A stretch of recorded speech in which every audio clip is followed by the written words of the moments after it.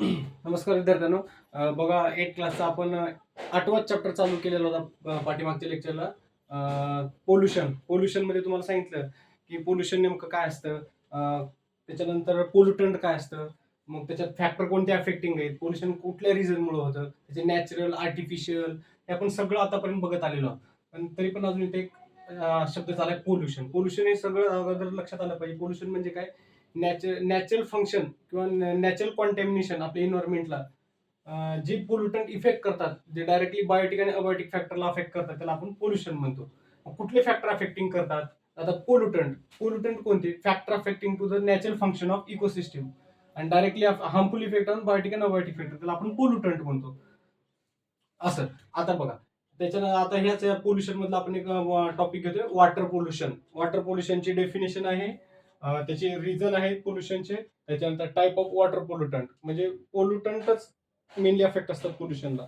मग कुठले कुठले पोल्युटंट आहेत ज्याच्यामध्ये बायोलॉजिकल, इनऑर्गॅनिक, ऑर्गॅनिक असे पोल्युटंट फॅक्टर अफेक्ट आहेत, ते आपण एक स्टेप बाय स्टेप बघणार आहोत. आता बघा, वॉटर पोल्युशन.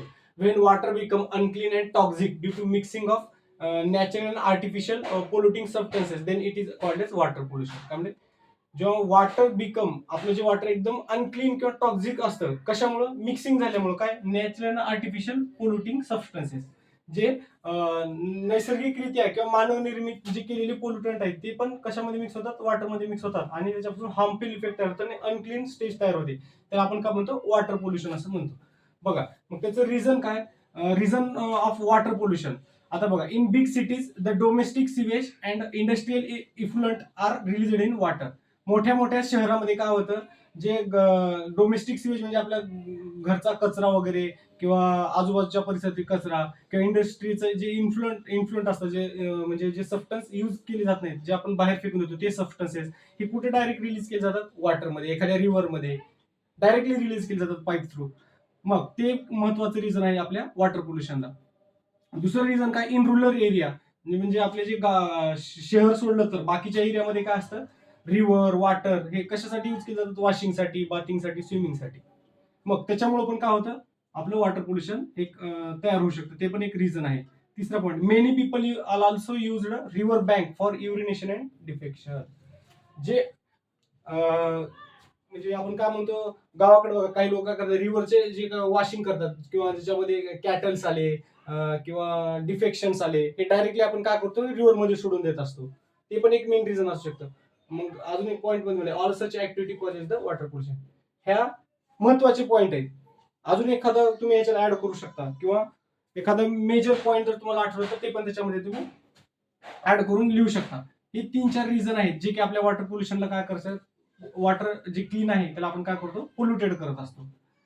रुरल एरिया असतील, सिटीज असतील किंवा डोमेस्टिक सिवेज असेल, इंडस्ट्रियल असेल, फॅक्ट्रिकल असेल, हे सगळं आपण डायरेक्टली वॉटरमध्ये रिलीज करत असतो. महत्वाचं आणि सगळ्यात डेंजर सध्याच्या कंडिशनला म्हणजे वॉटर पोल्युशन. त्याच्यामुळे सगळे स्किन डिसीजेस आपल्याला होत आहेत. बघा, टाईप ऑफ वॉटर पोल्युटंट. आता बघितलं हे पोल्युशन होते नेमकं, पण कुठल्या पोल्युटंटमुळे होतं? त्याचे काही टाईप आहेत. आता बघा, बायोलॉजिकल, जैविक, अल्गी, बॅक्टेरिया, व्हायरस, फंगी हे काय करतात? पाण्यात असतात. त्याच्यामुळे आपलं काय होतं? वॉटर पोल्युशन होतं. त्याच्यानंतर इनऑर्गॅनिक, बघा, असेंद्रिय, suspended particle, sand, dust, soil, salt, precipitate, PPT म्हणतो आपण त्याला, कॅल्शियम, लीड, मर्क्युरी, हे सगळे काय? इनऑर्गॅनिक आहे.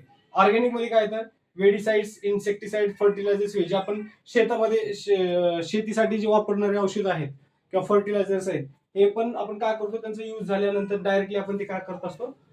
वॉटरमध्ये रिलीज करतो. किंवा एखाद्या पिकाला आपण, प्लांटला आपण ते इन्सेक्टिसाइड्स म्हणा, फर्टिलायझर आपण युज केले, स्प्रेड केले.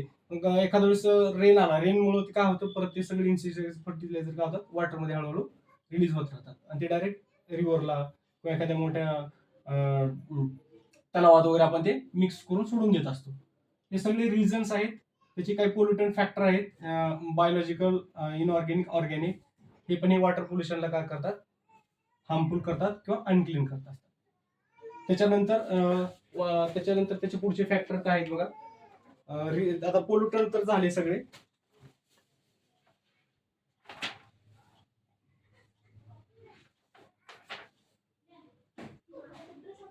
रिझन ऑफ वॉटर पोल्युशन, ज्याच्यामध्ये नॅचरल आहेत, deposition of mud, soil erosion, microalgae, nematodes, हे मॅनमेड म्हणजे नॅचरल पण आहे त्याच्यात आणि काही मॅनमेड, जसं म्हणलं तुम्हाला सांगितलं आर्टिफिशियल आणि ते नॅचरल. त्याचे रिझन्स आहेत वॉटर पोल्युशनचे. आता आपण फक्त त्याचे पोल्युटंट बघितले. नेक्स्ट लेक्चरमध्ये आपण त्याचे रिझन बघू, नॅचरल आणि मॅनमेड. बघा, डेफिनेशन रीड करा, त्याचे रिझन लिहून ठेवा, रीड करा, का परत कुठे तर एखाद्या वही करा ज्याच्यामध्ये तुम्हाला ते कंटिन्यू रीड करता येतील. असं त्याचे टाईप पण खूप महत्वाचे, 2 मार्कला विचारतं, बायोलॉजिकल, इनऑर्गॅनिक आणि ऑर्गॅनिक. ठीक आहे, बाकीचं आपण नेक्स्ट लेक्चरला बघूया.